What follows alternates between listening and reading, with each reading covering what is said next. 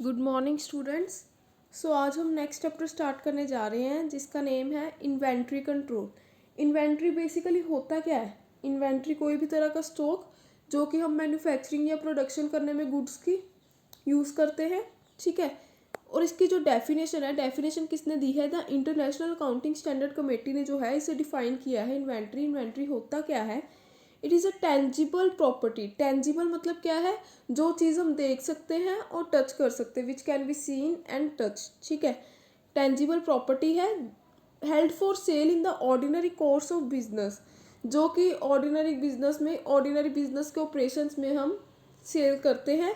In the process of production for such sale, यानी कि production में से यूज़ किया जाता है। To be consumed in the production of goods and services for sale, यानी कि इसे हम इन्वेंट्री क्या होता है? स्टॉक होता है जिसे हम यूज़ करते हैं प्रोडक्शन करने में गुड्स के और सर्विसेज की, ठीक है। इसे हम बोलते हैं इन्वेंट्री। नेक्स्ट टॉपिक है हमारा टाइप्स ऑफ इन्वेंट्री। इन्वेंट्री अगर देखें बेसिकली दो तरह की होती है। एक होती है डायरेक्ट इन्वेंट्री, एक होती है इनडायरेक्ट इन्वेंट्री। अब डायरेक्ट इन्वेंट्री में तीन चीज़ें आएंगी। It includes those items which are directly contributed in manufacturing and become major part of finish goods, यानी कि डायरेक्ट इन्वेंट्री मतलब क्या है? वो जो डायरेक्टली प्रोडक्शन में हेल्प करती है, यानी कि डायरेक्टली जो है मैन्युफैक्चर करने में गुड्स में हेल्प करती है। वो तीन तरह की क्लासीफाई की है इन्होंने, तीन टाइप्स की होती है डायरेक्ट इन्वेंट्री। एक होती है रॉ मटेरियल, दूसरा होता है work in progress and third होती है फिनिश गुड्स, ठीक है। अब अगर हम रॉ मटेरियल की बात करें, रॉ मटेरियल क्या होता है? It is the component in which production is started, like wood is the raw material in making furniture, obviously, ठीक है। यहाँ पे जैसे फर्नीचर है, फर्नीचर को हमने फर्नीचर हमने बनाना है तो उसको बनाने के लिए हमें क्या चाहिए? वुड, ठीक है। तो वुड हमारा क्या हुआ? Raw material. इसी तरह से अगर हमने क्लॉथ्स बनाने, जैसे कॉटन के क्लॉथ्स बनाने, तो कॉटन हमारे लिए क्या हुआ? रॉ मटेरियल, ठीक है।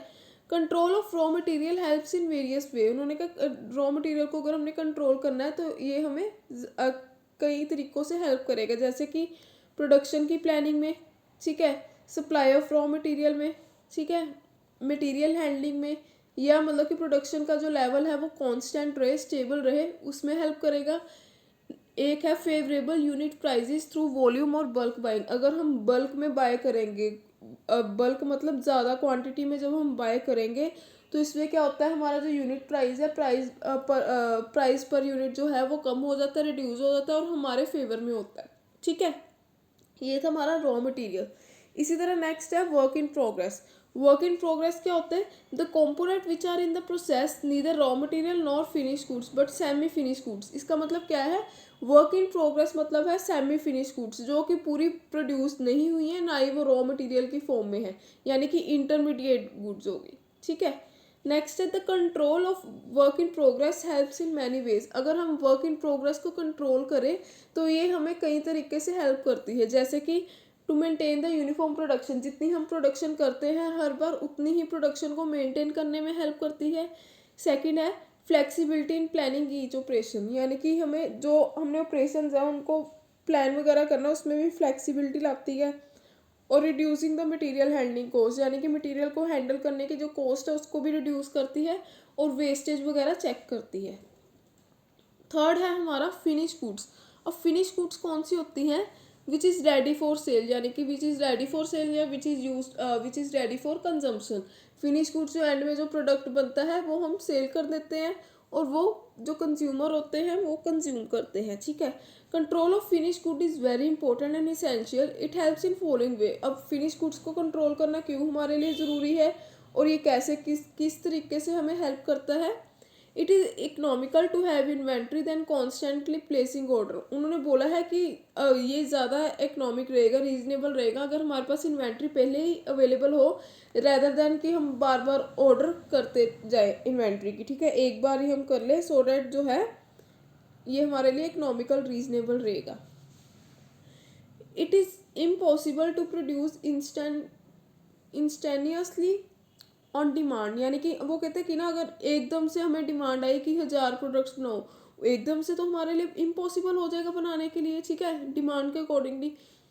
शॉर्टेज ऑफ स्टोर में बी अनअक्सेप्टेबल।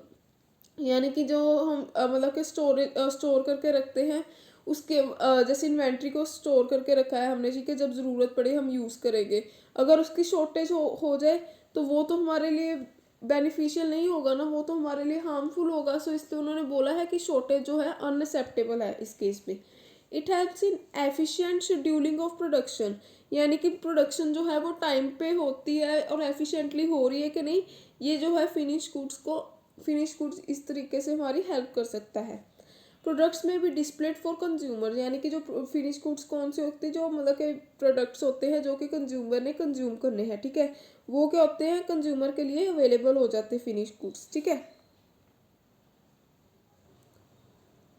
नेक्स्ट है इनडायरेक्ट इन्वेंट्री। अब इनडायरेक्ट इन्वेंट्री कौन सी होती है, डायरेक्ट कौन सी थी, जो डायरेक्टली मैन्युफैक्चरिंग में हेल्प करती है। अब इनडायरेक्ट इन्वेंट्री क्या हुई, जो मैन्युफैक्चरिंग के लिए ज़रूरी होती है बट ये मेजर पार्ट नहीं बनती फिनिश आउटपुट का, यानी कि फिनिश गुड्स के ही मेजर पार्ट नहीं बनती, जैसे grease, oil, petrol, lubricant, tools and maintenance material, ये सारी चीज़ें इसमें इंक्लूड होंगी। जैसे कि फर्स्ट क्या है, ट्रांजिट और मूवमेंट इन्वेंट्री। ट्रांजिट मतलब such inventories are provided due to fact that transportation time is involve, ठीक है। ये इन्वेंट्रीज में जो है ट्रांसपोर्टेशन टाइम इन्वॉल्व होता है, जैसे कि जब हमने ऑयल ट्रांसपोर्ट किया है ऑयल फील्ड से इंडस्ट्री तक, ठीक है, या ट्रेन से किया है, ठीक है, तो ये हो गया ट्रांजिट इन्वेंट्री से बोल सकते हैं। Then the oil in transit can not provide any service to customer for burning और कुकिंग और फॉर पावर जनरेशन। तो इस केस में क्या है कि ये ना ही जो ऑयल है ये मतलब कि जब रास्ते में है ना ही किसी को सर्विस प्रोवाइड कर सकता, ना ही हम इस ऑयल से कुकिंग कर सकते हैं, ना ही हम बर्निंग कर सकते हैं, ना ही हम पावर जनरेट कर सकते हैं, ठीक है। तो इसे बोला गया इसलिए ट्रांजिट और मूवमेंट इन्वेंट्री। नेक्स्ट है buffer inventory. Buffer inventory basically होता है क्या है, जैसे सपोज करो कोई अनसर्टेनिटी आ गई, कोई ऐसे सर्कमस्टांसिस आ गए हैं जिसमें हमें एकदम से जो है यूज़ करनी पड़े इन्वेंट्री, ठीक है। These inventory are held to protect against the uncertainties for demand and supply, जैसे एकदम डिमांड बढ़ गई, ठीक है, तो उस केस में क्या है, हमारे पास इन्वेंट्री होगी तभी हम प्रोड्यूस कर सकेंगे, तो इसे हम बोलते हैं इसलिए बफर इन्वेंट्री, जो कि अनसर्टेनिटीज के टाइम पे रखी गई हो, अनफोर्सिन इवेंट्स, ठीक है। नेक्स्ट है lot size inventory. Lot size inventory मतलब क्या हुआ, these inventories are held for the reason that purchases are made in a lot rather than for exact amount which may be needed at a point of time। इसका मतलब क्या है कि जो ये वाली परचेजेज है ये हम एक मतलब के लॉट में, यानी कि एक प्रॉपर जिसमें होता नहीं कि ग्रुप में जैसे कह सकते हैं, यानी कि ये इतने ग्रुप में हम लेंगे, जैसे ग्रुप में 12 आइटम्स होती हैं, ये ऐसी मतलब कि इन्वेंट्री जो है वो ग्रुप में परचेज की जाती है या बल्क में कह सकते हैं, ठीक है। रैदर देन एग्जैक्ट अमाउंट, यानी कि जितनी हमें चाहिए उतनी नहीं हम परचेज करते, इसे हम बल्क में करते हैं या ग्रुप में करते हैं कि इतनी हम इतना लॉट का हमने परचेज करना है। नेक्स्ट है decoupling inventory. Decoupling inventory मतलब क्या होता है, such inventory are kept to assure the continuous flow of production, यानी कि प्रोडक्शन में कोई भी बांधा ना आए, ठीक है, कोई मतलब कि ऑब्स्टेकल ना आए। सो इसलिए हम क्या करते हैं, डी कपलिंग इन्वेंट्री को मतलब के रखते हैं एक तरह से, ठीक है। एग्जाम्पल क्या है यहाँ पे, अ machine might be producing half the output of the machine on which the items being handle is process next. जैसे कि यहाँ पे बताया गया है कि जो मशीन है हो सकता है कि जितनी आउटपुट हमें चाहिए मशीन की, जितनी आउटपुट प्रोड्यूस करती है, जैसे सपोज करो एक मशीन एक टाइम पे 1000 प्रोडक्ट्स बना लेती है, ठीक है, बट हम क्या कर रहे हैं 500 जो है बना रहे हैं प्रोडक्ट्स, ठीक है, जितनी मशीन की कैपेसिटी है, ठीक है। नेक्स्ट है seasonal inventory. Seasonal inventory basically होता क्या है, the purpose of these inventory is to meet the seasonal changes in demand, जैसे सीजनल में चेंजेस आती रहती हैं डिमांड में, तो उस केस में जैसे दिवाली है, ठीक है, दिवाली में ही हम दिवाली का जब सीज़न होता है तभी हम क्रैकर्स वगैरह जो हैं पटाखे वगैरह वो लाते हैं, ठीक है। जैसे फ़ैन है, फ़ैन गर्मियों में चलता सर्दियों में नहीं चलता, या कूलर्स हो गए, ठीक है, before summer are the example of seasonal inventory, जो कि हमें सीजन के अकॉर्डिंगली मेंटेन करके रखनी पड़ती है, जैसे एसी हो गए, ठीक है। नेक्स्ट है फ्लक्चुएशन इन्वेंट्री। अब फ्लक्चुएशन इन्वेंट्री कौन सी हुई, production time and sales for the product can not be predicted accurately, these required reserve stock. उन्होंने बोला है कि कितनी प्रोडक्शन को टाइम चाहिए, कितना टाइम चाहिए प्रोडक्शन करने में, या सेल्स कितनी होगी प्रोडक्ट की, ये हम एक्यूरेटली प्रिडिक्ट नहीं कर सकते। सो इसके लिए हमें क्या चाहिए, रिजर्व स्टॉक। सो इसलिए से बोला गया है फ्लक्चुएशन इन्वेंट्री, ठीक है।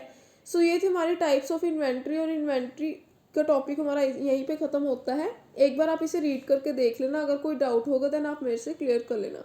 So thank you class.